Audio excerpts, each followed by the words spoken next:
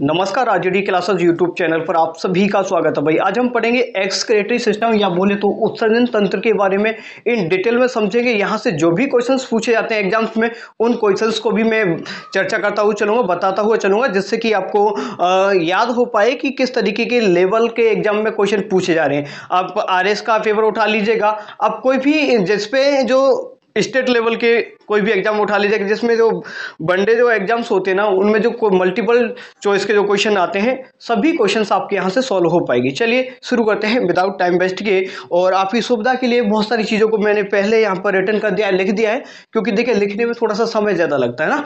तो चलिए शुरू करते हैं, फिर ध्यानपूर्वक सुनिएगा। उत्सर्जन तंत्र होता क्या है, सबसे पहले जानिएगा उत्सर्जन के बारे में। उत्सर्जन क्या होता है, हमारे शरीर में जो हानिकारक जो पदार्थ निर्मित हो जाते हैं उनको बाहर निकालना ही क्या होता है, उत्सर्जन होता है। हमारी बात करें या किसी भी प्राणी की बात करें, किसी भी जीव की बात करें, उनके शरीर में जो हानिकारक पदार्थ बने हैं उनको बाहर निकालना ही उत्सर्जन होता है। और जो हानिकारक जो पदार्थ बने हुए हैं उनको जो निकालने में जो सहायक अंग हैं, क्या जो सहायक अंग है उन्हें उत्सर्जी अंग के नाम से जानते हैं। और जो अंगों का बना एक तंत्र है इसको उत्सर्जन तंत्र के नाम से जानते हैं। उम्मीद करूंगा ये पूरा आपको समझ में आ गया होगा। चलिए और बात करते हैं, उत्सर्जन आपको क्लियर हुआ। अब जो जीव हैं, जीवों को देखिए विभिन्न जीवों के विभिन्न प्रकार के उत्सर्जी पदार्थ होते हैं। कोई अमोनिया कोई उत्सर्जी पदार्थ निकलता है, किसी का यूरिया निकलता है, किसी का ग्वानिन निकलता है। तो इस तरीके से जीवों को चार भागों में हमने बांटा है। तो चार भागों में बांटा, सबसे पहले हम बात करेंगे अमोनियोटेलिक जो प्राणी होते हैं वो कौन कौन से होते हैं, समझते हुए चलेगा। देखिए हिंदी में लिख दिया है पूरा का पूरा आपकी सुविधा के लिए, तो समझते जाइएगा। अमोनोटेलिक जो प्राणी होते हैं, जो जीव होते हैं, उनमें क्या होता है कि जो उत्सर्जी पदार्थ का निर्माण होता है वो होता है अमोनिया का। किसका? अमोनिया का निर्माण होता है उत्सर्जी पदार्थ के रूप में अमोनोटेलिक जीवों में। इनके उदाहरण की बात करें, फिश है, एक्वेटिक जितने भी एनिमल्स है आपके, ठीक है, एक्वेटिक जो जलीय जीव है वो सभी इसी में आते हैं। केचुआ है, अर्थवर्म है, ऑक्टोपस, ये सभी इसी में सम्मिलित किए जाते हैं। किस में आते हैं ये सभी? अमोनोटेलिक। अमोनोटेलिक बोले तो अमोनिया, यहां से आप रिलेट कर पाएंगे अमोनो से अमोनिया, ठीक है। उत्सर्जी पदार्थ पूछता है आपसे कि मछली में कौन सा उत्सर्जी पदार्थ था, मछली का कौन सा उत्सर्जी पदार्थ निकलता है, तो बताना होगा आपको अमोनिया, ठीक है भाई। थोड़ा जल्दी करने की कोशिश कर रहा हूं क्योंकि कम से कम समय में ज्यादा चीजें हो पाए, क्योंकि क्लास बहुत बड़ा हो जाएगा, इन डिटेल बताना है मुझे, तो थोड़ा जल्दी भी बोलना पड़ेगा, ठीक है। चलो कोऑपरेट करेंगे, चीजों को समझते हुए जाएंगे, ठीक है। नेक्स्ट बात करते हैं हम यूरियोटेलिक। कौन सा है? यूरिकोटेलिक। इनमें दोनों में थोड़ा सा माइनर डिफरेंस रहता है। एक यूरियोटेलिक होता है, इंग्लिश में लिख देता हूं इसको, देखिएगा, यूरियोटेलिक होता है, और एक होता है यूरिकोटेलिक।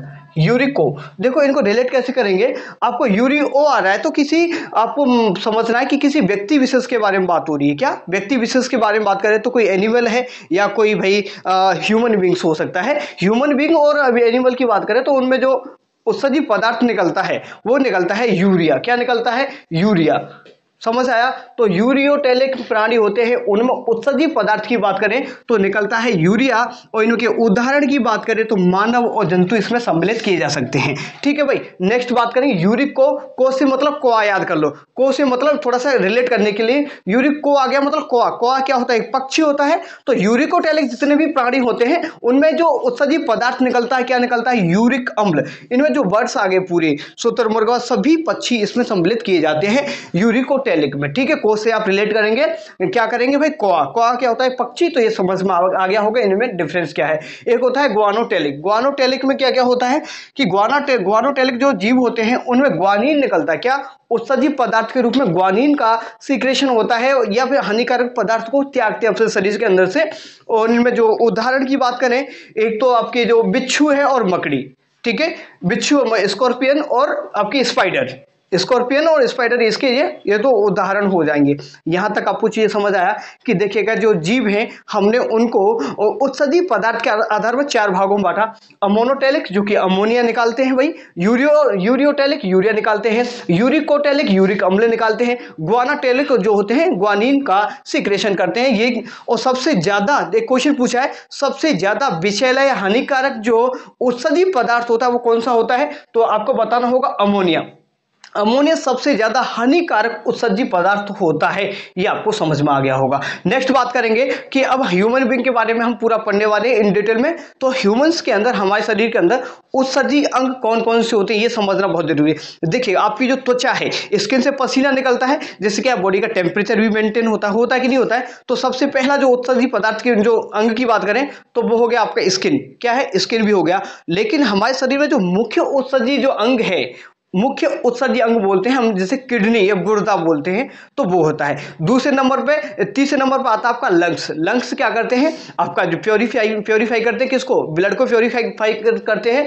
तो आपका क्या निकालते हैं भाई? वो कार्बन डाइऑक्साइड को बाहर निकाल देते हैं। थोड़ा जल्दी कर रहा हूं ना, तो थोड़ा सा चीजें इधर उधर हो जाती, कभी समझते चलेगा। नेक्स्ट बात करें, बड़ी जो आंत होती है, वो जो अनडाइजेस्टेड फूड होता है, मतलब अपचित भोजन होता है, उसको निकालते हैं। और कैल्शियम फॉस्फेट और अनडाइजेस्टेड फूड कौन सिगरेट करते हैं, या फिर बोले तो उनका जो अपशिष्ट पदार्थ कौन होता है, तो आपको यह बताना होगा।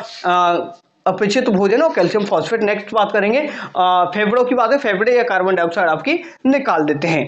कभी कभी आपको पता है बुढ़े लोग खांसते हैं, तो वो सभी इसी से होता है, फेफड़ों की हेल्प से होता है। कखार वगैरह करते हैं, चलो समझते हो ना, तो वो चीज होती है। ठीक है, चलो ये चीज क्लियर हुई यहाँ तक कि मानव में कौन कौन से उत्सर्जी अंग होते हैं। आपका किडनी जो कि मुख्य उत्सर्जी अंग होता है ह्यूमन बींग्स के अंदर। आपके जो फेफड़े होते हैं वो भी होते हैं। आपका लीवर हमारे शरीर में क्या करता है? जो अमोनिया होता है ना, अमोनिया हमारे शरीर में जाता है और अमोनिया को कन्वर्ट करता है यूरिया में। क्या?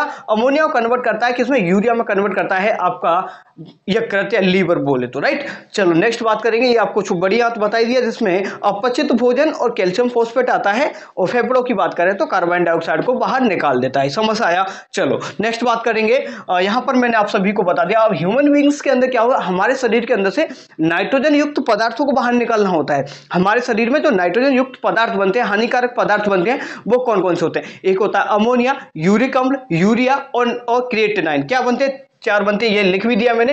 अमोनिया, यूरिया, यूरिक अम्ल और क्रिएटिनाइन, ये 4 प्रकार के ये कैसे होते हैं? नाइट्रोजन युक्त पदार्थ होते हैं, जो कि हमारे शरीर के लिए हानिकारक होते हैं। सर ये बनते कैसे हैं? तो बनने की जो प्रोसेस है उसको बोलते हैं उपापचयी क्रिया। कौन सी क्रिया के द्वारा ये बनते हैं? ये उपापचयी प्रोसेस के द्वारा बनते हैं, या मेटाबॉलिक रिएक्शन, या बोले तो मेटाबॉलिक। ठीक है, मेटाबॉलिक रिएक्शन के फलस्वरूप बनते हैं अमोनिया, यूरिया, यूरिक एसिड और क्रिएटिनाइन, राइट। समझ में आ गया होगा यहाँ तक। नेक्स्ट बात करेंगे। यहां पर मैंने यहां ब्लड को भी सम्मिलित किया है। इनका ब्लड का जो कंपोजिशन होता है, ब्लड का जो संगठन होता है, उसमें क्या क्या चीज शामिल की है इसमें? देखिए, ग्लूकोज भी होता है इसमें, ग्लूकोज होता है, वाटर होता है, मिनरल्स भी इसमें सम्मिलित किए जाते हैं। आपको पता है कार्बन डाइऑक्साइड भी होता है इसमें। ठीक है, और आपका हीमोग्लोबिन वगैरह बहुत सारी चीजें इसमें ब्लड में सम्मिलित होती हैं। अब हमारा काम क्या है? देखिए, हमारी जो किडनी है, किडनी का काम है कि ब्लड को छानना, एक तरीके से जो गंदगी है उसको बाहर निकालना और अच्छी चीजों को अंदर रख लेना, ये हमारे गुर्दे का काम होता है। कभी कभी क्या होता है, हमारी किडनी खराब हो जाती है। किडनी खराब होने की केस में क्या होता है कि डायलिसिस एक प्रोसेस है, जो कि आर्टिफिशियली रूप से जो हमारा जो खून है उसको छाना जाता है। तो आपसे पूछ भी सकता है कि आर्टिफिशियली रूप से जो ब्लड को अगर हमें छानना हो या प्योर ब्लड का फिल्ट्रेशन करना हो तो किसकी हेल्प से करेंगे? तो डायलिसिस की मदद से कर सकते हैं। थोड़ा सा बहुत ज्यादा क्रिटिकल होता है ये प्रोसेस, डायलिसिस बहुत देखा होगा, मैंने देखा था। ठीक है, देखो यूरिन के बारे में बात कर रहा हूं। चलो, जो यूरिन बनेगा आपका, क्या पूरी प्रोसेस के बाद जो यूरिन निर्मित होगा, यूरिन में कौन कौन से घटक पाए जाएंगे वो चीज समझ लो यहीं पर। जिसमें जो वाटर होता है 96% इसमें क्या होता है? वाटर होता है, पानी होता है। उसके अलावा इसमें जो यूरिया निकलता है 2% यूरिया निकलता है। नेक्स्ट बात करें, यूरिक अम्ल होता है वो 1.5% निकलता है। कितना निकलता है? 1.5%। और इसमें कार्बोहाइड्रेट और वसा 1.3% निकलता है। इसमें जो अलग से जो एलिमेंट्स निकलते हैं, जैसे आपका आयोडीन है, पोटेशियम है, कैल्शियम, ये थोड़ा सा कम मात्रा में निकल जाते हैं। कुछ आयंस भी बाहर निकल जाते हैं। ये तो था एक उसका जो थ्योरेटिकल चीजें हैं जो कि आपको समझ में आया होगा। अब जो मेन टॉपिक शुरू हो रहा है, जिसपे हम गुर्दे पर किडनी के बारे में बात करेंगे, इन डिटेल में समझेंगे। बहुत सारे इंपॉर्टेंट जो क्वेश्चंस पूछे जाते हैं उन पर चर्चा करेंगे। यहां से सीधा का सीधा क्वेश्चंस आते हैं। इन इन सभी को आप स्क्रीनशॉट लेना चाहते हो स्क्रीनशॉट ले सकते हैं और मल्टीपल टाइम चीज़ों को रिवाइज करें, क्योंकि जब तक आप रिवाइज नहीं करेंगे तो चीज़ें बेहतर नहीं हो पाएंगी। अगर बेहतर नहीं हो पाएंगे तो आप बेहतर परफॉर्मेंस नहीं करेंगे, बेहतर परफॉर्मेंस नहीं करेंगे तो आप कभी सफल नहीं हो पाएंगे, राइट। चलो, तो यहाँ तक आपको सभी को क्लियर हुआ होगा, उम्मीद करता हूँ भाई, ठीक है। थोड़ा सा जल्दी करने की कोशिश की है क्योंकि मुझे कम से कम समय में ज़्यादा चीज़ें आपको डिलीवर करनी है, ठीक है भाई। चलो नेक्स्ट बात करते हैं, इसको इरेज करते हैं जब तक आप इनको दिमाग में अपने सेट कर लिया होगा। अब बात करेंगे हमारी किडनी के बारे में, डिटेल में बताऊंगा। इतना आपने पहले नहीं पढ़ा होगा, वादा करता हूं भाई आपसे, लेकिन बशर्ते आप चीज़ों को बड़े ध्यानपूर्वक समझते चलेंगे और नोट डाउन भी करते हुए चलेंगे, ठीक है। ये चीज़ें थोड़ा जल्दी इसलिए कर रहा हूं कि ऑफलाइन क्लास होता है तो उसमें इधर उधर की बातें होती हैं, बल्कि यहाँ पर कोई भी इधर उधर की बात ना करके हम सीधा टॉपिक पर ही बात करते हैं, ठीक है। जो किडनी होती है, किडनी के बारे में चलो थोड़ा सा मैं वैसे सुना देता हूँ जब तक इसको मिटाता हूँ। जो हमारे शरीर में किडनी होती है, हमारे शरीर का मुख्य उत्सर्जी अंग होता है। तो हमारे शरीर का मुख्य उत्सर्जी अंग कौन सा हुआ? किडनी। किडनी का साइज कैसा होता है? किडनी होने को छोटी सी होती है। सोयाबीन देखा है? बिल्कुल देखा होगा। तो सोयाबीन की साइज की होती है, लगभग इसका वेट होता है 170 ग्राम। क्या? 170 ग्राम इसका केवल वेट होता है। ये हमारे बॉडी में पेयर्स के रूप में पाई जाती है। किसके रूप में? पेयर्स के रूप में। कभी कभी आपने सुना होगा कि अगर एक किडनी को दे दो फिर भी इंसान जीवित रह जाता है। जीवित क्यों रह जाता है? फिर भी एक से क्या है, जो ब्लड है वो प्योरीफाई, जो फिल्ट्रेशन होती रहती है, जिससे जो हानिकारक पदार्थ है वो निकलते रहते हैं, तो काम चल जाता है बेचारे का ना, ठीक है। चलो, तो किडनी के बारे में थोड़ा सा मैं लिखा भी देता हूं जिससे आप सभी चीजों को नोट डाउन, अब थोड़ा सा समय लगेगा क्योंकि सभी चीजें मुझे लिखाना पड़ेगा, तो समझिएगा। किडनी के बारे में आप लिखते हुए जाइएगा। हिंदी में लिखता हूं थोड़ा सा, किडनी, ठीक है। इंग्लिश में थोड़ा जल्दी हो जाता, लिखिएगा किडनी। देखिए भाई, किडनी के बारे में समझिए। सबसे पहले किडनी के बारे में जो पहला पॉइंट आपको याद रखना है, किडनी हमारे शरीर में कितनी होती है? 1 पेयर होती है। इंग्लिश थोड़ा सा इंग्लिश में कोऑपरेट करेंगे, इंग्लिश में लिख लीजिएगा। कितने होते हैं? 1 पेयर होती है, मतलब एक जोड़ी हमारे शरीर के अंदर क्या पाई? किडनी पाई जाती है। इनका जो कलर होता है रेडिश ब्राउन कलर की होती है। कैसी होती है? रेडिश ब्राउन कलर की होती है। रेडिश ब्राउन कलर की, देखो हिंदी में नहीं लिख रहा, थोड़ा सा समय लगेगा ज्यादा ना। ये कैसी होती है? रेडिश ब्राउन कलर की होती है। इनका जो वेट होता है, इनका जो वेट होता है, सर वेट कितना होता है?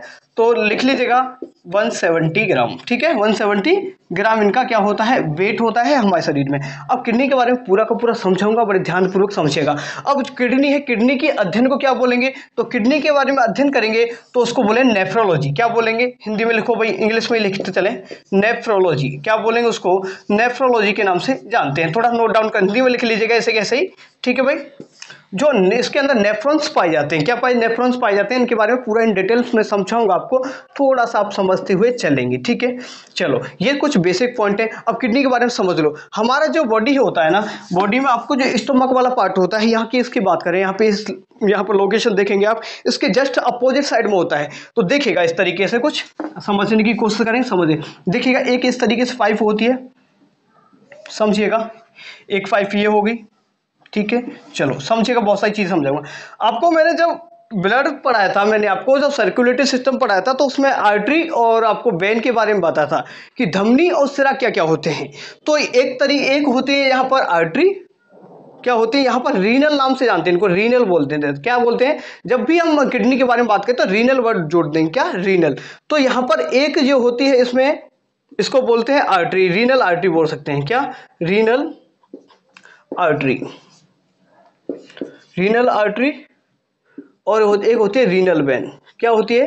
रीनल वेन, मतलब सिरा, ठीक है। चलो भाई, अब इसमें जो आपकी जो आर्टरी होती है, इनमें जो ये कैसी कलर की होती है? ये सर लाल कलर की या रेड कलर की होती है, बिल्कुल ठीक है। ये जो आपकी जो दूसरी होती है वेन होती है, सिरा होती है, ये कैसी होती है? ग्रीन कलर की होती है, हरे कलर की होती है। इनमें जो ब्लड रहता है वो कार्बन डाइऑक्साइड वाला होता है, इनमें कैसा होता है? ऑक्सीजन वाला होता है। ये समझ लीजिए, थोड़ा सा समझने की कोशिश करिएगा। ये जब 2 होती हैं, अब ये ब्लड लेके आएंगी कि नहीं आएंगी सर? बिल्कुल लेके आएंगी यहाँ पर। तो यहाँ पर एक स्ट्रक्चर बने, मैं आपको समझा देता हूँ, समझने की कोशिश करिएगा, देखिएगा, समझने की कोशिश करें भाई, ठीक है। समझने की कोशिश करिएगा, मैं आपको पूरा का पूरा समझा देता हूँ, ठीक है। चलो, देखिएगा, और कुछ बहुत सारी चीज़ें मैं आपको अभी समझाने वाला हूं। तो यहाँ पर इस डायग्राम से ही आपको बहुत सारी चीज़ें देखने समझने को मिलेंगी। मैं कुछ अलग तरीके से इसको ड्रॉ कर रहा हूं जिससे आप अच्छी तरीके से समझने में सक्षम हो पाए। राइट, देखो भाई, ठीक है। चलो यहाँ पर इस किडनी के बारे में देखेंगे। आप किडनी के बारे में देखेंगे तो आपने एक चीज यहाँ पर नोटिस की होगी, ये थोड़ा सा ज्यादा नीचे बना दिए लेकिन समझने की कोशिश करिएगा। ये थोड़ा नीचे ज्यादा बना दिए लेकिन समझने की कोशिश करिएगा। यहाँ पर ये जो किडनी है ना, ये थोड़ी सी कहाँ नीचे है। ये जो किडनी है, ये जो किडनी है थोड़ी सी नीचे है। ये राइट पार्ट वाली जो किडनी है वो थोड़ा सा नीचे है, बिल्कुल नीचे है ना। ये जो किडनी है थोड़ा सा ऊपर होती है। ये जो लेफ्ट वाली किडनी है थोड़ा सा ऊपर हिस्से में होती है, ये जबकि थोड़े से नीचे में हिस्से में होती है। ये एक गुहा होती है जैसे पेक्टोरियल गुहा। तो ये स्थित कहाँ होती है? पेक्टोरियल गुहा में, पेक्टोरियल कैविटी बोलते हैं। जैसे ये किस में स्थित होती है? पेक्टोरियल कैविटी में स्थित होती है। जो किडनी होती है कहाँ पर होती है? पेक्टोरियल कैविटी में स्थित होती है। इनको थोड़ा सा मिटा देता हूं क्योंकि मुझे बहुत सारी चीजें अभी लिखना है। ठीक है, आगे ऊपर की चीजों को देखिएगा, समझते जाइएगा। जो किडनी होती है हमारी दो होती है। दो में एक तो एक का जो साइज होता है थोड़ा सा छोटा होता है, एक ऊपर होती है, एक कैसी होती है? नीचे होती है। देखो भाई, यहाँ दिखाई दे रही है ना आपको, समझिएगा। देखो ये थोड़ा बड़ी है, ये थोड़ा नीचे तक आ गई, थोड़ा ज्यादा कर दी मैंने, कोई इश्यू नहीं है। देखो भाई, है ना। अब बात करेंगे, इसके ऊपर एक लेयर पाई जाती है, इसके ऊपर एक लेयर पाई जाती है, इसको बोलते हैं पेरिकार्डियक मेम्ब्रेन। क्या बोलते हैं? Pericardiac membrane. यहां पर नोट करता हुआ जा रहा हूं, इसको बोलते हैं पेरिकार्डियक मेम्ब्रेन। इंग्लिश में लिख लो,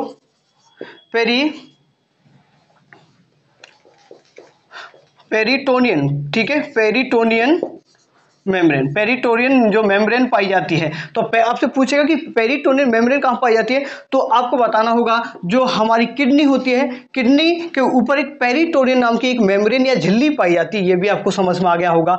तो ठीक है भाई, अब आगे की चीजों को भी समझ लो। थोड़ा जल्दी करा रहा हूं क्योंकि देखो समय की बचत हो पाए, फिर देखो लिखाने में समय जा रहा है। हाँ, ये आपको समझ में आ गया, बिल्कुल ठीक है, समझ में आ गया। अब क्या होगा? अब होगा क्या? कुछ नहीं होगा। देखो ध्यान से समझ लो, पहले थोड़ा सा ओवरव्यू आपको एक डेमो के रूप में बताता हूं। यहां से क्या होगा, यहां से जो ब्लड को छाना जाएगा, यहां से ब्लड जैसे ही छनेगा, इनको जो लेने वाली जो एक वाहिकाएं हैं, जो डक्ट हैं, इनको यूरेटर बोलते हैं। क्या बोलते हैं? यूरेटर, यूरेटर बोलते हैं। तो यूरेटर की हेल्प से, या मूत्र वाहिका की बोल रहे हैं इनको, तो मूत्र वाहिका इनको ब्लड को लेके जाएंगी। ये पहुंचेंगी भाई यूरिनरी ब्लडर के पास में। कहां पर पहुंचेंगी? ये पहुंचेंगी यूरिनरी ब्लडर के पास में। यहां पर है यूरिनरी ब्लडर, ध्यान से लिखते हुए जाइएगा, यूरिनरी ब्लडर। यूरिनरी ब्लडर बोले तो मूत्राशय, यूरिनरी ब्लडर बोले तो मूत्राशय वाले पार्ट में ये पहुंच जाएंगे। अब मूत्राशय वाले पार्ट में पहुंच जाएंगे, यहाँ पर एक नेक भी होती है। क्या होती है? नेक भी होते हैं। आपने एक चीज सुना है कि बच्चे, छोटे बच्चे होते हैं ना, तो उनका पेशाब क्यों निकल जाता है? हाँ, छोटे बच्चे जैसे सोते रहते हैं तो उनका पेशाब निकल जाता है, होश ही नहीं रहता। क्यों नहीं रहता? यहाँ पर स्फिंक्टर्स पाए जाते हैं। यहाँ पर एक स्ट्रक्चर होती है स्फिंक्टर।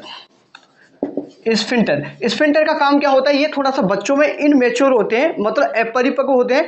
तो ये जो पेशाब कब करना है, कब नहीं करना है, तो ये इस पर भी डिपेंड करता है। क्योंकि जो बच्चों में स्फिंक्टर होते हैं वो बहुत ज्यादा क्या होते हैं? अपरिपक्व होते हैं, अमेच्योर होते हैं। अमेच्योर होने के कारण बच्चों को पता नहीं चलता क्या हो रहा है क्या नहीं हो रहा, तो सोते सोते पेशाब कर देते हैं, आराम से कर देते ना। हाँ ठीक है, चलो। तो पेशाब करते, कुछ बुजुर्ग लोग होते, बुजुर्गों में क्या होता है भाई, ये थोड़ा सा टाइट ज्यादा हो जाता है, तो उनको भी पेशाब वगैरह उतरने में भी ये दिक्कत ज्यादा हो जाती है बुजुर्गों में। तो इनको इसका बहुत बार पूछा गया कि स्फिंक्टर का काम क्या है, तो आपको बताना होगा जो आपका मूत्र है, मूत्र विसर्जन की जो इच्छा वगैरह होती है, जो सिग्नल्स पहुंचते हैं आपके ब्रेन के पास, लेकिन उसमें जो कंट्रोल करता है एक तरीके से स्फिंक्टर्स ही करते हैं। इस नेक में ये पाया जाता है। समझ में आया? नेक्स्ट बात करेंगे आगे। इसकी जो लंबाई होती है, लंबाई भी देखो अभी बता दूंगा, थोड़ा सा ये गंदा बना दिया मैं, कोई डायग्राम गंदा है लेकिन समझने की कोशिश करिएगा। इसकी जो यूरेटर है, इसकी लंबाई कितनी होती है?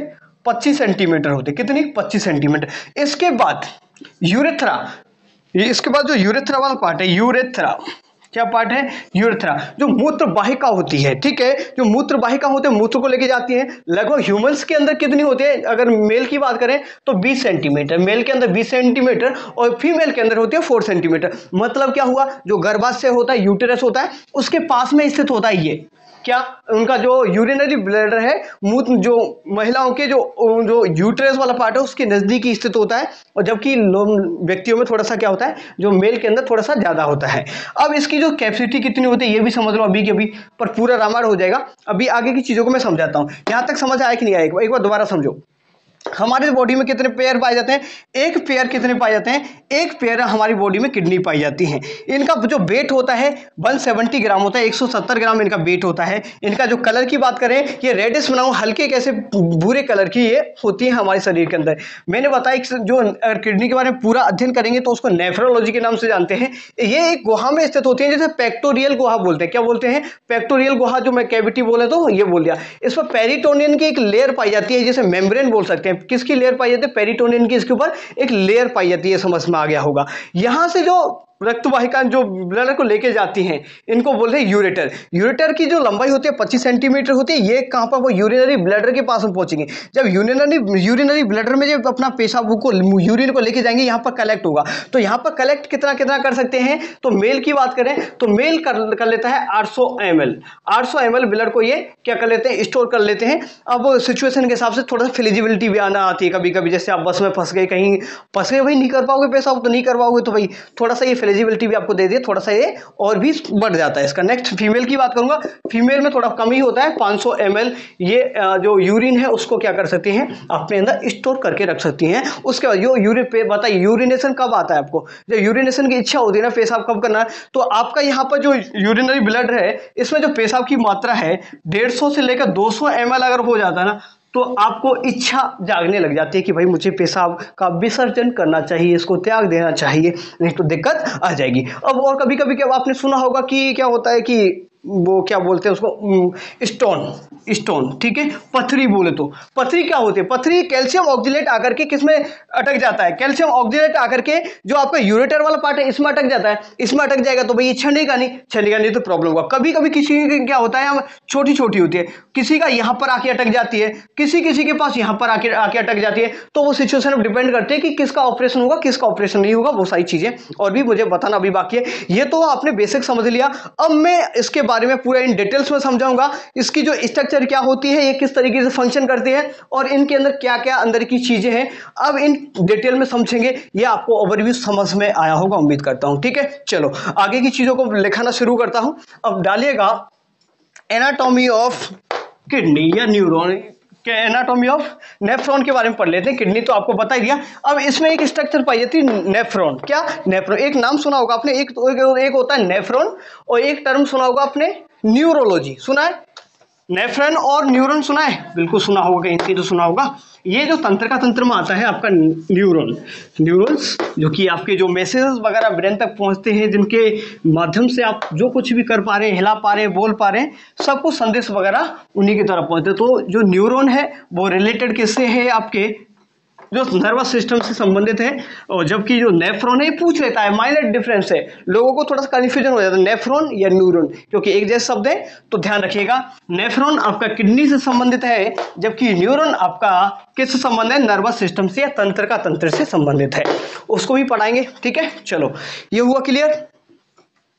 ठीक है भाई, अब थोड़ा सा अच्छे से बना देता हूं और समझिएगा। अब नेफ्रॉन की स्ट्रक्चर डालिएगा, यहां पर नेफ्रॉन डाल देते हैं। ठीक है, समझिएगा भाई। इंग्लिश में लिखा देता हूं, थोड़ा हिंदी में समय लगेगा। ठीक है, चलो नेफ्रॉन के बारे में बात करेंगे। अब नेफ्रॉन के बारे में बात करेंगे पूरा का पूरा। वही दोबारा से एक बार मैं फिर से बना देता हूं एक बार, जिससे आपको समझने में आसानी हो पाए। ठीक है, ये हाँ ठीक हो गया। ये वाला जो मैंने बताया आपको, ये थोड़ा ऊपर होती है एक किडनी, जो आपके लेफ्ट पार्ट वाली थोड़ी सी ऊपर होती है, लेफ्ट जो राइट वाली थोड़ी सी नीचे होती है। अब इसमें क्या क्या होता है वो समझिए। यहाँ से जैसे ब्लड आएगा, जैसे रक्त वाहिका आएंगी, यहाँ पर ब्लड लेके आएंगी, तो यहाँ पर जो ब्लड आया, इसके बाद कुछ इस तरीके से पिरामिड टाइप में शेप बनती है। राइट लाइन देखते रहेगा भाई, समझते रहेगा ना। देखो कुछ पिरामिड टाइप की शेप बनती है इसमें। जो पिरामिड टाइप की जो शेप बनती है ना, ये देखो ठीक है, इस तरीके से इसको शेप बनती है इसके अंदर। इसमें पाए जाते हैं ये नेफ्रॉन्स, क्या पाए जाते हैं इसके अंदर पाए जाते हैं नेफ्रॉन्स। ये किडनी है आपकी, किडनी है, किडनी के अंदर ये जो बाहर वाला जो पार्ट होता है, ये जो पार्ट होता है ना, इसको बोलते हैं कॉर्टेक्स। क्या बोलते हैं? कॉर्टेक्स बोला जाता है। ये जो वाला पार्ट है जो इनको बोलते हैं पिरामिड टाइप की जो होते हैं ना, जो पिरामिड होते हैं ना, पिरामिड होते हैं, इनको इस वाले पार्ट को बोला जाता है मेडुला। क्या बोलते हैं? इस वाले पार्ट को बोलते हैं मेडुला। ठीक है, चलो समझिएगा। जो सबसे बाहरी पार्ट होता है उसको कॉर्टेक्स के नाम से जानते हैं, जो अंदर का पार्ट होता है उसे क्या बोलते हैं? मेडुला के नाम से जानते हैं। अब इनमें क्या पाए जाते हैं? नेफ्रॉन्स पाए जाते हैं। इनमें नेफ्रॉन्स कैसे होते हैं ये देखिए, एक बार बता देता हूं। देखिए इस तरीके से कुछ नेफ्रॉन्स इन सभी में अटके हुए होते हैं। अभी नेफ्रॉन्स की पूरी स्ट्रक्चर पढ़ाऊंगा आपको, थोड़ा सा समझ लीजिएगा। ठीक है, इस तरीके से इनमें नेफ्रॉन्स होते हैं। नेफ्रॉन्स दो तरीके के होते हैं, एक बड़े वाले और छोटे वाले। तो सबसे ज़्यादा हमारे बॉडी के अंदर 80% छोटे वाले होते हैं। ठीक है, शॉर्ट कार्टिलेज वाले नेफ्रॉन्स हमारी बॉडी के अंदर पाए जाते हैं। ये समझने में अच्छे तरीके से आ गया होगा आपको। ठीक है भाई, एक बार पानी पी लेता हूँ, थोड़ा सा बोर हो रहा हूँ ना। रुको, समझो इसको बारे में। ठीक है भाई, ये समझ में आपको आ गया ना। मूत्र का लाइन पर है भाई, जुड़े रहो भाई। पानी वानी तो पी लेता हूँ यार, पी लेता हूँ। देखो कितना फास्ट बोल रहा हूँ ना, मशीन की तरह बोलो कि मशीन बोल रही है, तो थोड़ा समझो। जल्द से जल्द कवर कराने की कोशिश कर रहा हूँ।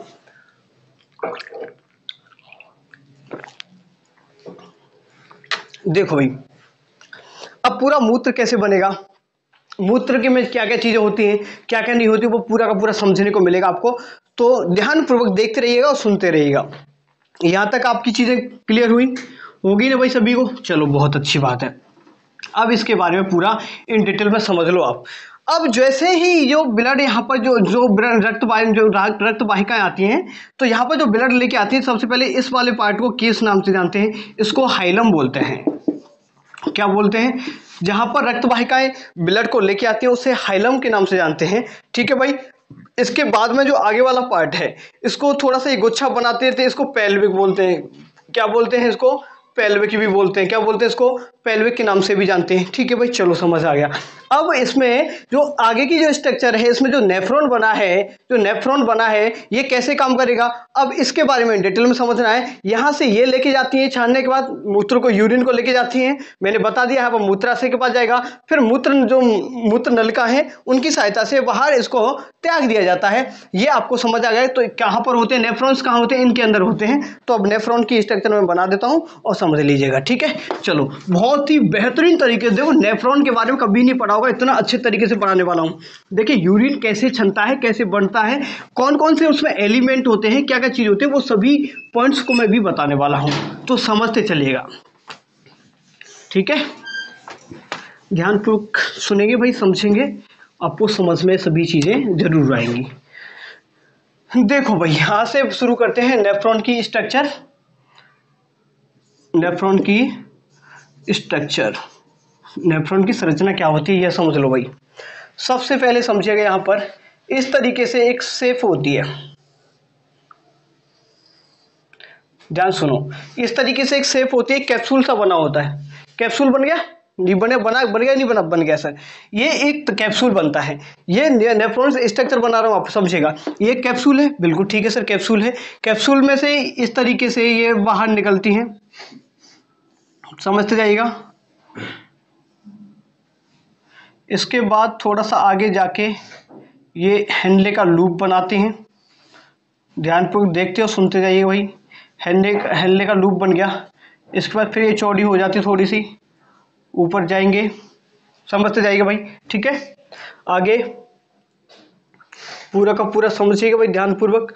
ये कुछ इस तरीके से आती है और फिर ये इस तरीके से घूमते हुई आगे की ओर जाती है और यहाँ पर एक स्ट्रक्चर पाई जाती है इस तरीके से। ठीक है, चलो देखिएगा, समझने की कोशिश करिएगा। ये वाला, ये हो गया आपका नेफ्रॉन। ये होता है पूरा नेफ्रॉन का स्ट्रक्चर, समझिएगा नेफ्रॉन के बारे में पूरा का पूरा। ये क्या है? पूरा का पूरा एक आपका नेफ्रॉन बना दिया है मैं समझने के लिए। अब नेफ्रॉन को थोड़ा सा मैं बात कर देता हूँ इनके, कि क्या क्या भाग होते हैं, क्या क्या नाम होते हैं, इन चीज़ के बारे में थोड़ा समझ लो। नेफ्रॉन में से सबसे पहला जो ऊपर वाला पार्ट होता है, इसको बोमन्स कैप्सूल के नाम से जानते हैं। क्या? Bowman's capsule. ये जो कैप्सूल टाइप में बना है तो इसको बोमन्स कैप्सूल बोलते हैं। क्या बोलते हैं? Bowman's capsule. क्या बोलते हैं इसको? बोमन्स कैप्सूल के नाम से जानते हैं। क्या बोलते हैं? बोमन्स कैप्सूल बोलते हैं इस ऊपर वाले हिस्से को।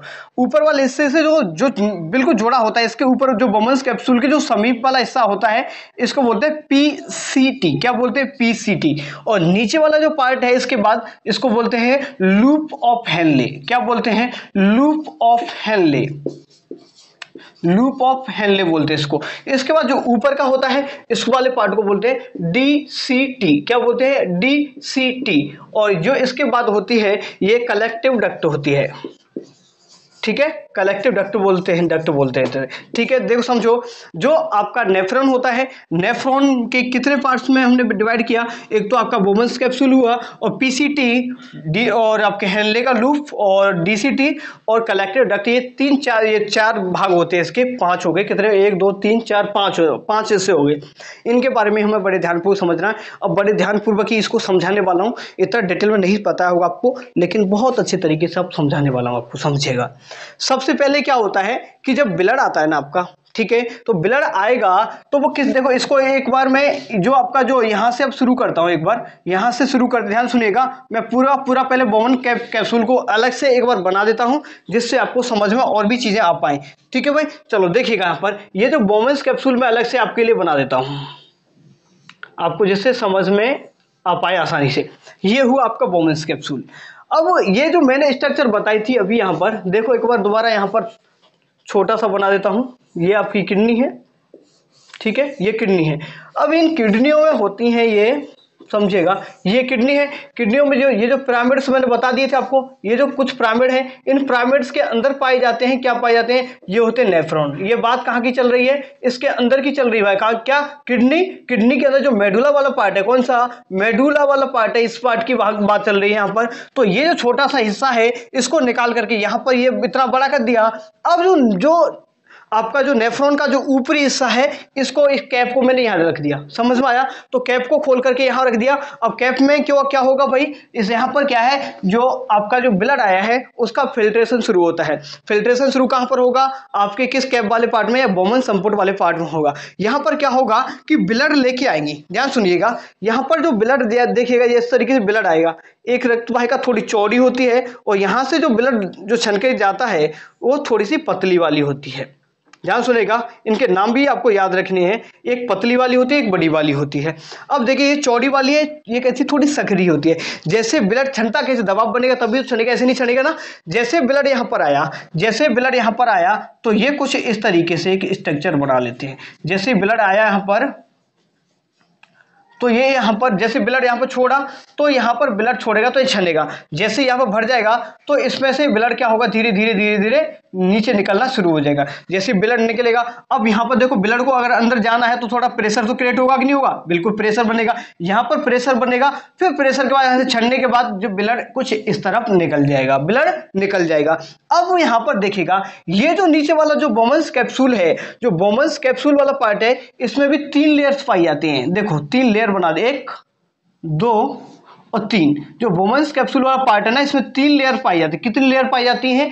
3 लेयर पाई जाती हैं। जो पहला वाला पार्ट है इसको बोलते हैं ब्लड वेसल्स वॉल। क्या? Blood vessels wall. क्या बोलते हैं इसको? ब्लड वेसल्स वॉल बोलते हैं। जो दूसरे नंबर का है इसको बेसमेंट मेम्ब्रेन बोलते हैं। यहां पर लिख देता हूं मैं, जो दूसरे वाला पार्ट है इसको बोलते हैं बेसमेंट मेम्ब्रेन। क्या बोलते हैं? बेसमेंट मेम्ब्रेन बोलते हैं। समझ में आएगा? आगे ध्यान सुनेगा। सबसे जो पहली लेयर होती है बोमन्स कैप्सूल की, उसको बोलते हैं ब्लड वेसल्स वॉल बोलते हैं। और उससे नीचे वाली जो दूसरी लेयर होती है उसको बोलते हैं बेसमेंट मेम्ब्रेन बोलते हैं। और जो तीसरे नंबर की होती है उसको क्या कहते हैं भाई? बता दीजिए आप। इनको बोलते हैं पोडोसाइट्स। क्या? पोडोसाइट्स। पोडोसाइट्स मतलब पोडोसाइटिक जो सेल पाई जाती है यहाँ पर। तो इसलिए जो सबसे बाहरी इसकी झिल्ली की बात करें या भित्ति की बात करें तो पोडोसाइट बोलते हैं। क्या बोलते हैं? पोडोसाइट बोलते हैं। ये समझ में आ गया। ये बात, ये क्या है? बोमन्स कैप्सूल है, बार बार बता रहा हूं, ये बोमन्स कैप्सूल है। इसमें जो 3 लेयर पाई जाती है, ब्लड वेसल्स वॉल हो गया, बेसमेंट मेम्ब्रेन हो गया और पोडोसाइट हो गया। ये होती है, 3 होती है। इसके बाद जो ब्लड आता है यहां से छन जाता है, यहां से ब्लड छनेगा। अब एक सवाल आता है कि यहां पर ब्लड में से क्या क्या चीजें छन जाती हैं और क्या क्या चीजें नहीं छलती। तो यहाँ पर जो ब्लड में से जो फिल्ट्रेशन होती है, जो क्षमता है, वो चलता है यहाँ पर प्लाज्मा वाला पार्ट यहाँ पर छन जाता है। प्लाज्मा में क्या क्या चीजें होती हैं, प्लाज्मा में क्या क्या चीजें होती हैं पहले पढ़ा था मैंने आपको कि प्रोटीन होते हैं, इसमें साल्ट भी होता है, ग्लूकोज भी होता है, ठीक है भाई। ये सब चीजें यहाँ पर वाटर वगैरह ये सभी यहाँ पर छन जाते हैं। यहाँ पर क्वेश्चन पूछेगा कि आपसे ऑप्शन दे देगा डिफरेंट टाइप के, पूछेगा कि क्या आरबीसी का फिल्ट्रेशन जो बोमेन संपुट वाले पार्ट में होता है कि नहीं होता है, तो आपको बताना होगा कि नहीं होता। और किस चीज का नहीं होता, एक प्रोटीन का नहीं होता। ध्यान सुनिएगा, प्रोटीन और आरबीसी का फिल्ट्रेशन कहां पर नहीं होता, यहां पर बोमेन संपुट वाले पार्ट में नहीं होता। ये जो स्ट्रक्चर इस तरीके से इन्होंने बना ली है, ये जो स्ट्रक्चर बना ली है इन्होंने, क्योंकि देखिए ये छोटी रक्त वाहिकाएं रक्त लेके आएंगी यहाँ पर, तो एक जाल बना लिया, ये एक जाल बना लिया, तो इसको केस का गुच्छ बोल सकते हैं, या इसको बोलते हैं, एक नाम देते हैं ग्लोमेरुलस। क्या बोलते हैं इसको बोलते हैं ग्लोमेरुलस। क्या बोलते हैं, ग्लोमेरुलस। क्या बोलते हैं इसको, ग्लोमेरुलस के नाम से जानते हैं। तो ये जो स्ट्रक्चर है एक जाल बना है, जो केशिकाएं बाहर से ब्लड लेके आई हैं, इन्होंने एक जाल बना लिया है, इसे ग्लोमेरुलस कहते हैं। यहां पर जब जाल बना लिया, अब यहां से जो ब्लड जाएगा तो कैसा जाएगा, छन के जाएगा। तो इसमें क्या क्या चीज चलती है, मुख्य रूप से इसमें प्लाज्मा चलता है। प्लाज्मा का मतलब क्या हुआ, प्लाज्मा का मतलब हुआ वाटर, विटामिन, और आपका यहाँ पर जो प्रोटीन ये छन जाते हैं, सॉल्ट भी होता है और ग्लूकोज वगैरह ये सभी यहाँ पर छन जाता है। लेकिन ध्यान रखिएगा कि इसमें आरबीसी और प्रोटीन बिल्कुल फिल्टर नहीं होती है। आरबीसी और प्रोटीन फिल्टर नहीं होती। कहां पर नहीं होती है, तो आपको बताना हो ग्लोमेरुलस वाले पार्ट में ये फिल्टर नहीं होती है। यहां तक आपको ये पूरा समझ आया कि नहीं आया। अब सर एक नाम और बता दो, इन डिटेल में पढ़ाने की बोला तो डिटेल में ही पढ़ाऊंगा। तो ये जो ऊपर से ब्लड लेके आ रही है सर, इनको नाम क्या देंगे, तो जो ऊपर से ब्लड लेकर के आ रही है इनको एफरेंट बोलते हैं। क्या बोलते हैं, एफेरेंट। ध्यान सुनेगा, एफेरेंट वेसल्स बोलते हैं। हिंदी में बोले तो अभिवाही। क्या बोलते हैं,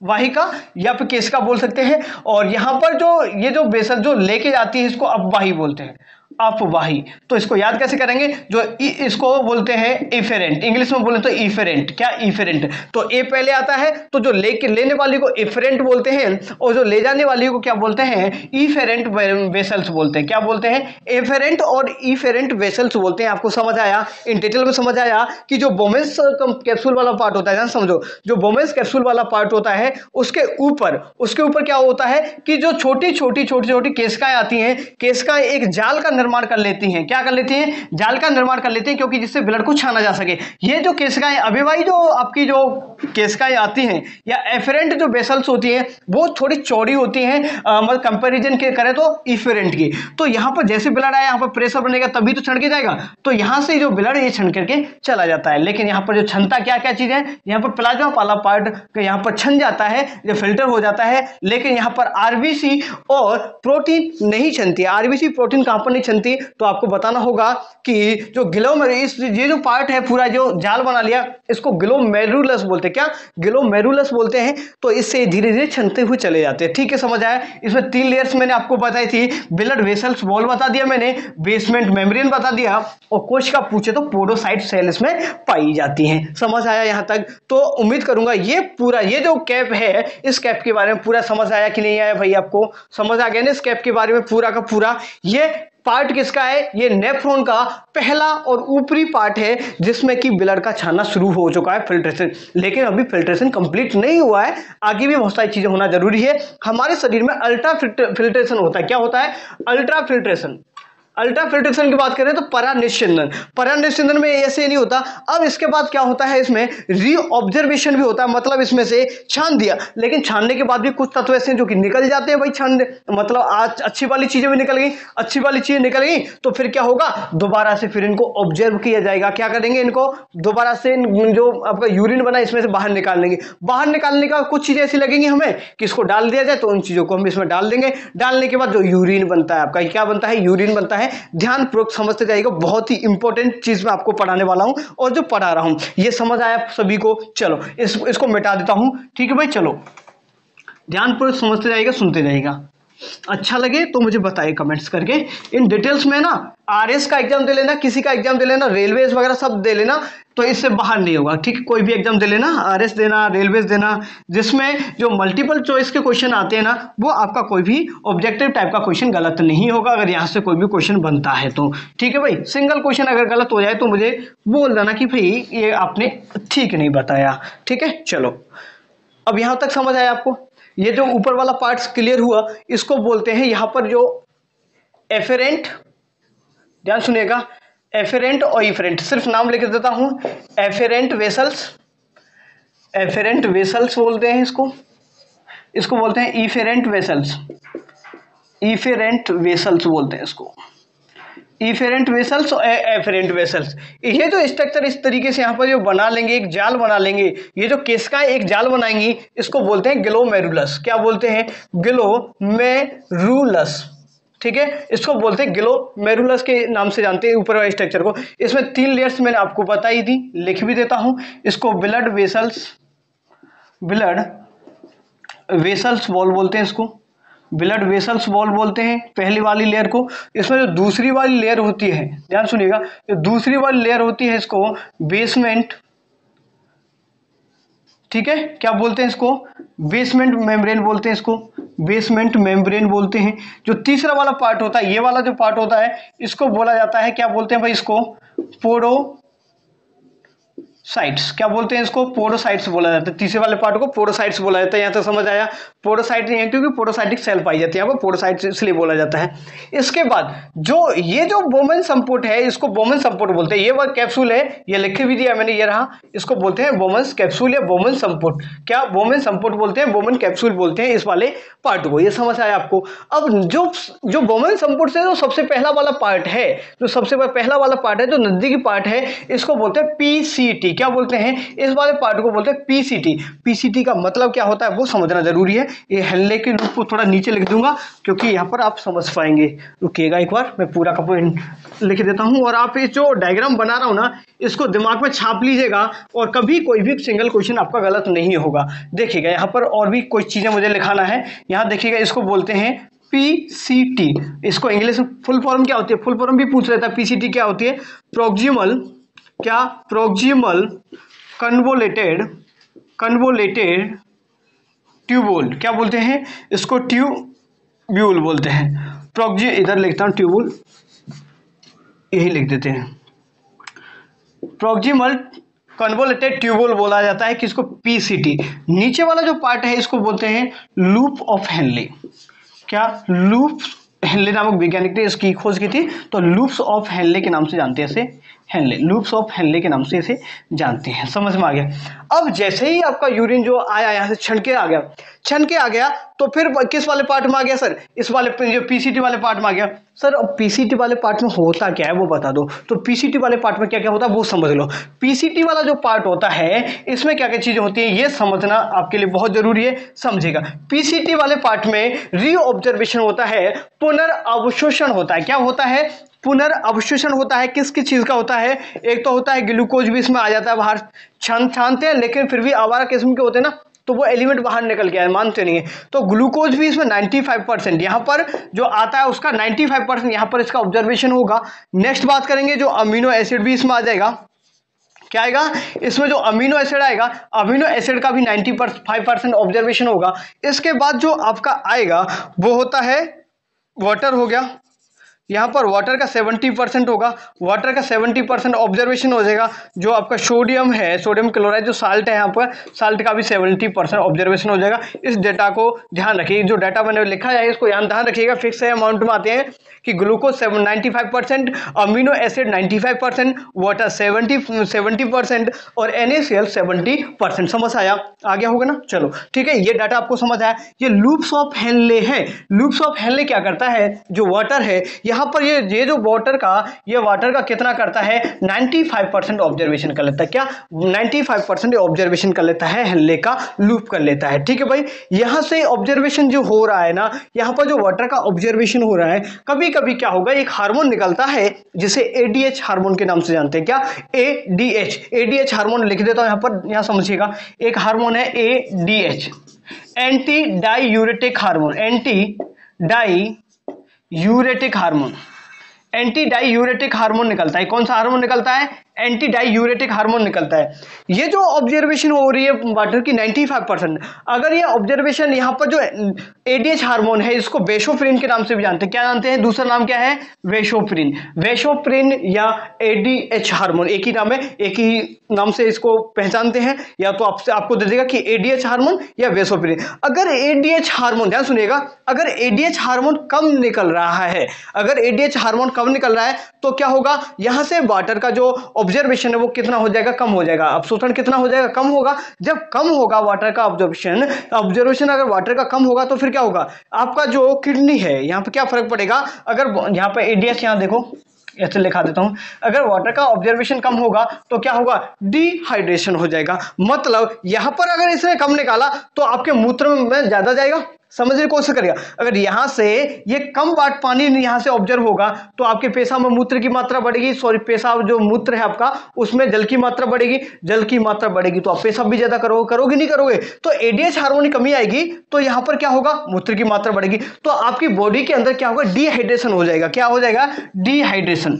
डिहाइड्रेशन की बात करें तो पानी की कमी हो जाएगी। क्या हो जाएगी? पानी की कमी हो जाएगी, डिहाइड्रेशन हो जाएगा। अगर डिहाइड्रेशन हो जाएगा तो आपकी जो किडनी है उसके खराब होने की संभावना बढ़ जाती है। तो अगर डिहाइड्रेशन अगर आप हो रहा है तो किडनी खराब होने की संभावना हो जाती है। अगर एडीएच इसको गलत सिंबल बना दिया, हाँ ऐसे बनाइए, एडीएच हार्मोन कम स्रावित हो रहा है तो क्या होगा भाई? यहां पर जो पानी का ऑब्जर्वेशन है वो कम होगा। ऑब्जर्वेशन कम होगा तो आपके यूरिन के अंदर वाटर ज्यादा जाएगा। वाटर ज्यादा जाएगा तो आपकी जो किडनी है उसके खराब होने की संभावना बढ़ जाती है।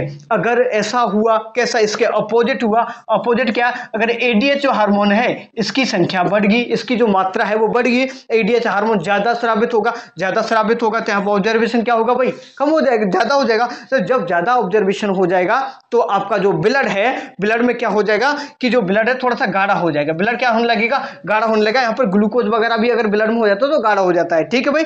तो क्या होगा उसमें, ध्यान समझिएगा, अगर ज्यादा हो जाएगा ना ग्लूकोज वगैरह, अगर जहां पर जो डिहाइड्रेशन ज्यादा हो जाएगा तो आपके जो ब्लड है इसमें एक डिजीज हो जाती है। उसको मैं बताता हूँ, स्किप हो रहा है, एक बार देखते रहिएगा, मैं बताता हूँ इसको। इसमें डिहाइड्रेशन की जो कंडीशन होती है ना, इसमें होता है, एक मिनट लाइन देखते रहिए भाई। देखो इसमें डिहाइड्रेशन की, हाँ इसमें क्या होता है, जो बीपी का प्रेशर रहता है ना आपका, इसमें जो बीपी का प्रेशर है वो कैसा हो जाता है? बढ़ जाता है। समझिएगा, क्योंकि देख कुछ चीजें ऐसी होती हैं जो कि जानबूझ कर स्किप हो जाती है माइंड से। ठीक है, चलो एक बार दोबारा समझेंगे। अगर एडीएच हार्मोन है, एडीएच हार्मोन की कमी हो गई, कमी होगी तो वाटर का ऑब्जर्वेशन कम हो गया। वाटर का अगर ऑब्जर्वेशन ही कम हो गया तो यूरिन में वाटर की मात्रा बढ़ जाएगी। यूरिन में वाटर की मात्रा बढ़ जाएगी तो आपकी किडनी का खराब होने में थोड़ा सा क्या कैसे है कि संभावना ज्यादा बढ़ जाती है। अगर एडीएच हार्मोन ज्यादा निकल रहा है तो आपके क्या होगा भाई? एडीएच हार्मोन ज्यादा होगा तो आपका जो ब्लड प्रेशर है वो बढ़ने की संभावना बढ़ जाती है। समझ में यहां तक पूरा इन डिटेल में आया होगा। अब यहां पे आगे वाला जो पार्ट होता है, इस वाले पार्ट में इसको असेंडिंग बोलते हैं। क्या? असेंडिंग हेनले लूप होते हैं। देखो इधर देखो, ऊपर से इधर नीचे जा रहा है तो मतलब घट रहा है, घट रहा है तो मतलब असेंडिंग, घट रहा है तो मतलब असेंडिंग इसको बोलते हैं। असेंडिंग, असेंडिंग बोलेंगे और इसको डिसेंडिंग, सॉरी इसको डिसेंडिंग बोलेंगे, उसको असेंडिंग, घटने को डिसेंडिंग बोलते हैं, डिसेंडिंग, और इसको बोलते हैं असेंडिंग। डिसेंडिंग और असेंडिंग बोला जाता है। ठीक है भाई, समझ में आ गया। एक होता है असेंडिंग, एक होता है डिसेंडिंग, ये आपको समझ में आ गया। ठीक है भाई, अब इस वाले पार्ट में यहाँ पर और क्या क्या चीजें होती हैं? यहाँ पर आपका जो जैसे कैल्शियम है, क्या कैल्शियम हो गया, ऐसे आयन से नहीं लगाते हैं, कैल्शियम है, पोटेशियम है। यहाँ पर जो कैल्शियम है, पोटेशियम है, जो एलिमेंट है, इनका भी ऑब्जर्वेशन होगा। अब आगे आता है डीपीसीटी, फिर डिटेल में बहुत ज्यादा हो जाएगा, इतना ही समझ लो। आपके कैल्शियम, पोटेशियम, सोडियम वगैरह होते हैं ना, तो यहाँ से इनका ऑब्जर्वेशन हो जाएगा। यहाँ पर 20-20% होता है, आप एवरेज मान लो 20-20% होता है कैल्शियम, पोटेशियम, सोडियम वगैरह। इनका यहाँ से इनका क्या हो ऑब्जर्वेशन होगा। उसके बाद बात आती है तीसरे नंबर पार्ट पे। तीसरे नंबर पार्ट की बात करें तो आपका हो गया डीसीटी, इसको बोलते हैं distal convoluted, distal convoluted tubule, distal convoluted tubule. यहां पर क्या होता है, जो आपका एनएसीएल वगैरह है इसका भी पुनः ऑब्जर्वेशन होता है। इसके बाद जो आगे जाते हैं यहाँ, इसके बाद होता है यहाँ पर जो आयंस वगैरह होते हैं ना, आयंस वगैरह होते हैं, आयंस को फिर इसमें से क्या कर लिया जाता है, अगर बाहर से आयन अगर इसमें आ गए तो इनको अंदर ले लिया जाता है, और या जो बाहर निकाली हुई चीज उनको भी निकाल दिया जाता है। इसके बाद जो आपका जो मूत्र यूरिन बना वो जाता है संग्राहक, जो मूत्र संग्राहक नलिका बोलते हैं इसे, तो इस डक्ट में चला जाता है। यहाँ पर अगर ब्लड जो चला गया यूरिन, तो इसके बाद क्या कर देता है, ये त्याग कर दिया जाता है किसके द्वारा, ये जो यूरेटर है, यूरेटर की हेल्प से ये आगे जाते हैं और इनका त्याग कर दिया जाता है। ये आपको समझ आया कि नहीं है। अब जो यूरिन आता है, यूरिन की पीएच वैल्यू क्या होती है वो भी समझ लो। यूरिन की जो पीएच वैल्यू होती है 6 होती है। यूरिन की पीएच वैल्यू कितनी होती है, 6 होती है। समझ में आपको आ गया हो, आ गया हो कि नहीं आया। एक बार दोबारा से मैं थोड़ा सा क्विक रिवीजन कराता हूं, एक बार समझने की कोशिश करिएगा सभी के सभी। देखो नेफ्रॉन के स्ट्रक्चर के बारे में पढ़ रहे हैं, तो सबसे पहले मैंने आपको बताया बोमेंस कैप्सूल के बारे में। ऊपर बोमेंस कैप्सूल होता है, इसमें एफरेंट वेसल्स, और एफरेंट वेसल्स जो कि ब्लड लेके आती है, छोटी छोटी केशिकाएं आती है जो कि एक जाल बना लेती हैं। इस जाल को ग्लोमेरुलस के नाम से क्या बोलते हैं, ग्लोमेरुलस के नाम से जानते हैं। यहाँ पर जो प्लाज्मा का क्या होता है, फिल्ट्रेशन होता है। यहाँ पर किसका फिल्ट्रेशन होता है, यहाँ पर प्लाज्मा छन जाता है। आरबीसी और प्रोटीन बिल्कुल भी यहाँ पर नहीं छनती है। यहाँ पर जैसे ही इसका फिल्टर हो जाएगा तो यहाँ से कुछ ब्लड तो ऊपर निकल जाएगा, यहाँ से यूरिन बनेगा वो तो नीचे आ जाएगा, छनने के बाद ब्लड जाएगा तो एफरेंट वेसल्स जो होती हैं, अब वही जो वाहिका होती है वो बाहर लेके चली जाती है। जैसे ही ब्लड यहाँ पर आएगा, ये 3 लेयर्स मैंने बताई थी। पहली जो लेयर होती है ब्लड वेसल्स वॉल बोलते हैं, दूसरे नंबर की होती है बेसमेंट मेम्ब्रेन होती है, तीसरे नंबर की पोरोसाइट्स होती हैं। ये मैंने आपको समझाया। जो आपका जो बोमेन संपुट, इस वाले कैप्सूल को बोमेंस कैप्सूल बोला जाता है या बोमेन संपुट बोलते हैं। इससे जो पहला भाग जुड़ा हुआ होता है, जो पहला भाग जुड़ा होता है, जैसे पीसीटी के नाम से जानते हैं, पूछ लेता है पीसीटी क्या होता है, तो प्रोक्सिमल कन्वोल्यूटेड ट्यूबुल होता है। तो इस वाले पार्ट में क्या होता है कि मैंने अभी बताया आपको, जैसे ग्लूकोज है, अमीनो एसिड है, वाटर है, इनका क्या होता है, ऑब्जर्वेशन होगा। जैसे छनने के बाद ऑब्जर्वेशन होगा, मतलब ज्यादा चीजें अगर इसके अंदर आ गई तो उनको फिर इसमें से बाहर निकाला जाता है। तो कौन कौन सी चीजें मैंने बताया भी, ग्लूकोज का 95%, अमीनो एसिड का 95%, वाटर और NaCl इनका 70% इनका ऑब्जर्वेशन हो गया। उसके बाद हेनले की लूप की बात करें तो ये वाटर का ऑब्जर्वेशन करता है, वाटर का 95% ऑब्जर्वेशन होता है। अगर एडीएच हार्मोन की कमी हो गई तो आपका जो ऑब्जर्वेशन पावर है वो कम हो जाएगी। अगर ब्लड में से जो यूरिन में से अगर वाटर का ऑब्जर्वेशन कम होगा तो भाई क्या होगा, आपके ब्लड में कम होगा तो यूरिन में ब्लड की जो वाटर है उस पानी की मात्रा बढ़ जाएगी, तो आपकी किडनी खराब होने की संभावना है। अगर एडीएच हार्मोन अधिक हो गया तो अधिक हो जाएगा तो आपके यहाँ पर जो ब्लड के अंदर जो ब्लड के अंदर जो वाटर है, वाटर की मात्रा कम हो जाएगी और फिर से क्या होगा, आपको बीपी ब्लड प्रेशर होने की संभावना है। पूरा डिटेल में मैंने आपको समझा दिया। इसमें कैल्शियम, पोटेशियम, सोडियम, जो आयोडीन वगैरह ये जो एलिमेंट्स होते हैं इनका रीऑब्जर्वेशन होगा। इसका जो होता है DCT, डिस्टल कन्वोल्यूटेड ट्यूबल, या दूरस्थ नलिका बोलते हैं हिंदी में इसको बोलते हैं समीपस्थ नलिका, इसको दूरस्थ नलिका के नाम से जानते हैं। और इसके बाद जो आयंस वगैरह वो भी इसमें ले ली जाते हैं, जो आपसे चीज़ें निकाल ली जाते हैं। अब इसमें आ जाता है ये चीज़ें, आपको समझ में आ गया होगा। ये पूरा का पूरा डिटेल में समझ आया कि नहीं आया, पूरा बहुत ही डिटेल में मैंने आपको समझा दिया।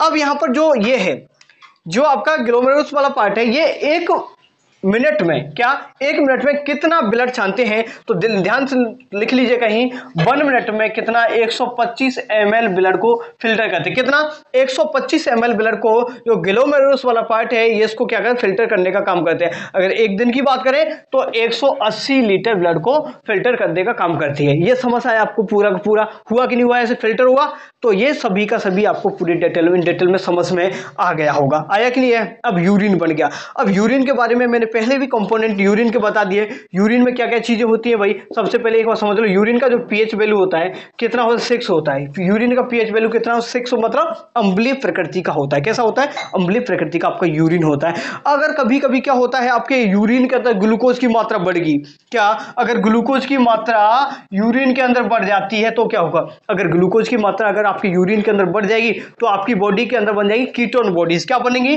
Ketone bodies. क्या बनेंगी, अगर आपकी बॉडी के अंदर कीटोन बॉडीज बन जाएंगी तो क्या होगा, फैट और जो प्रोटीन है उसका टूटना शुरू होगा, क्योंकि एनर्जी तो शरीर को देनी है ना, क्योंकि ग्लूकोज की अगर कमी होगी तो शरीर एनर्जी बनती है ग्लूकोज से, अगर ग्लूकोज से नहीं बन पा रही तो फिर कीटोन बॉडीज जब बनेंगे तो कैसे बनेगी, फैट और प्रोटीन से बनेगी, ऑब्वियस सी बात है। चलो उसके बाद फिर डायबिटीज हो जाता है और फाइनली भाई जब ज्यादा सीरियस हो जाता है तो व्यक्ति की मौत भी हो जाती है, तो सीरियस हो जाता है। यहां समझेगा, मैंने यूरिन के बारे में बताया, यूरिन के बारे में पहले बता दिया मैंने क्या क्या कंपोनेंट होते हैं यूरिन में।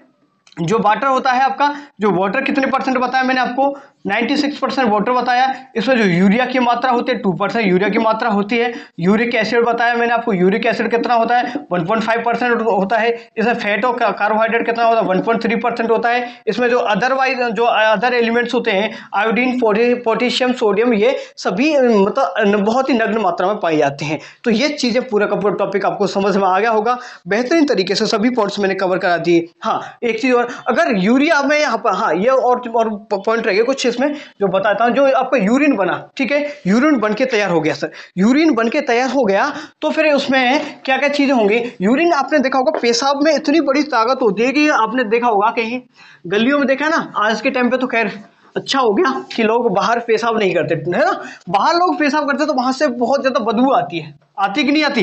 अब कभी कभी आपने ऐसा भी देखा हो कोई मतलब पुरानी जगह पड़ी हुई है 5-10 साल से, तो लोग वहीं पर पेशाब करते हैं, वहीं पर पेशाब करते हैं तो क्या है वो दीवारी मतलब एक तरीके से नष्ट होना शुरू हो जाती है, क्षतिग्रस्त हो जाती है। दीवार क्यों हो जाती है? क्योंकि वहां पर अमीनो निकलता है, क्या अमोनिया निकलता है, उसमें से क्या निकलता है आपके जो यूरिन है, यूरिन में से बहुत ज्यादा हानिकारक जो पदार्थ निकलता है उसे अमोनिया बोलते हैं। अमोनिया बहुत ज्यादा हानिकारक होता है, बहुत ज्यादा मतलब किसी चीज को भी खत्म कर सकता है। तो समझ में आ गया, तो उसमें से क्या निकलता है अमोनिया। अब पीले कलर का होता है ना, कभी कभी पीला कलर होता है ना, तो हल्का पीला होता है। तो पीला कलर किसकी वजह से होता है? यूरोक्रोम के कारण होता है। बिलिरुबिन नाम का क्या पिगमेंट पाया जाता है, कौन सा? बिलिरुबिन नाम का पिगमेंट पाया जाता है। और उसमें जो ब्लड का कलर, जो यूरिन का कलर है वो कैसा होता है? थोड़ा सा लाइट येलो कलर का होता है, लाइट येलो कलर का होता है। वो किसके कारण होता है? यूरोक्रोम के कारण होता है। उम्मीद करूंगा ये भी चीज आपको समझ में आ गई होगी। और वैसे तो कोई पॉइंट नहीं छोड़ा, डायलिसिस मैंने आपको बता दिया, एडीएच बता दिया, सभी पॉइंट्स मैंने लगभग इस टॉपिक से जो भी क्वेश्चंस बन सकते थे। हाँ एक चीज और समझ लीजिए, हाँ इसमें जो यूरिक एसिड है, क्या जो यूरिक एसिड वाला पार्ट है, यूरिक एसिड आपको पता है जो आपके जॉइंट्स हैं, यहाँ एक बार समझिएगा, जो जॉइंट्स आपने देखा होगा ग्रामीण क्षेत्रों में जो बुजुर्ग लोग होते हैं ना, उनके क्या है कि थोड़ा सा चलने में, डोलने फिरने में क्या दिक्कत आती है, बोलते हैं ना कि उठा नहीं जा रहा, अगर बैठ गए तो फिर बैठ ही रहेंगे, खड़े हो गए तो फिर ऐसे खड़े रहेंगे। मतलब ये उनके जो ये जो जॉइंट्स होते हैं, जॉइंट्स में एक लिक्विड भरा रहता है, साइनोवियल लिक्विड्स भरा रहता है, एक तरल पदार्थ रहता है। अगर तरल पदार्थ की जगह पर यूरिक एसिड जमा हो जाता है, क्या हो जाता है? यूरिक एसिड, गठिया बाई आगे बोलते ना, तो गठिया बाई का मतलब है यूरिक एसिड का जमा होना। क्या गठिया बाई का मतलब क्या होता है? यूरिक एसिड का जमा होना। अगर यूरिया की मात्रा अगर आपकी यूरिन से ज्यादा निकल रही है तो उसको यूरेमिया के नाम से जानते हैं। क्या बोलते हैं उसको? यूरेमिया के नाम से जानते हैं। बहुत सारे पॉइंट जो कि आज मैंने आपको कवर अप करा दिए, इसमें इससे संबंधित कोई भी पॉइंट नहीं रहा है। और आप कहीं भी पढ़ लीजिएगा 100% पूरा का पूरा आपको इसमें मैंने पढ़ाया है, पूरा का पूरा 100%। इससे बाहर सिंगल भी क्वेश्चन नहीं आएगा, गारंटी देता हूं कि यहां से अगर क्वेश्चन आया तो सिंगल क्वेश्चन बाहर नहीं जाएगा। और इसमें मैंने एक भी सिंगल क्वेश्चन छोड़ने की कोशिश नहीं की, ना ही मैंने कोई किसी क्वेश्चन को छोड़ा है। आप कोई भी उठा लीजिएगा, किसी भी एग्जाम का पेपर आप उठा सकते हैं, तो भाई यहाँ से सभी के सभी आपके सॉल्व हो जाएंगे। उम्मीद करूंगा इतनी जल्दी फास्ट कराए। ये जो क्लास है ना 2 घंटे की क्लास है, 2-2.5 घंटे की क्लास है। ये तो ऑफलाइन पढ़ोगे तो 2.5-3 घंटे की क्लास होगी, ढंग से पढ़ोगे तो अच्छे तरीके से इन डिटेल में समझोगे, लिखा था वो चलूंगा तो 2.5 से 3 घंटे की क्लास होगी। ये मैंने लगभग शायद कितना टाइम हुआ होगा आपको? ये लगभग 1 घंटा भी नहीं हुआ होगा मुझे लगता है शायद। तो इतने कम समय में मैंने कराने की कोशिश की, बहुत ज़्यादा तेज भी स्पीड में बोला हूँ। तो उम्मीद करूंगा अच्छा लगा होगा। अच्छा लगा है तो भाई थोड़ा सा कमेंट्स वगैरह भी करेंगे और शेयर वगैरह भी करना चाहे तो कर सकते हैं, अदरवाइज कोई इशू नहीं है। बस मेहनत करते रहो, बढ़ते रहो और स्वस्थ रहो, व्यस्त रहो अपने कामों में। भाई पढ़ाई से पढ़ाई करना तो फिर पढ़ाई करो, ठीक है। चलो, और भी क्लासेस डेली बेसिस पर आपको मिल रही है, उन सभी क्लासेस को देखिएगा, प्लेलिस्ट वगैरह बना दी गई है। जिनके रेलवेज के एग्जाम में, आरएस के एग्जाम में, सिंगल किसी भी एग्जाम का कोई भी क्वेश्चन उठा लेना, इससे बाहर नहीं जाएगा। अगर जाता है तो भाई मुझे बताइएगा यहाँ पर कि भाई आपने ये पढ़ाया और ये कैसे आ गया, तो कमेंट्स जरूर करके बताएंगे। इससे बाहर नहीं जाएगा, इतना डिटेल में पढ़ा रहा हूँ कि बहुत ज़्यादा, ठीक है। चलो, तो समझ में आया होगा, उम्मीद करूंगा आपको अच्छा भी लगा होगा। मैंने जो पढ़ाने का प्रयास किया है, मेरा बेस्ट देने की कोशिश की मैंने आपको, और शायद समझ में भी आपको अच्छे तरीके से आ गया होगा। तो सभी को धन्यवाद भाई जिन्होंने ढंग से सुना, ठीक है, धन्यवाद।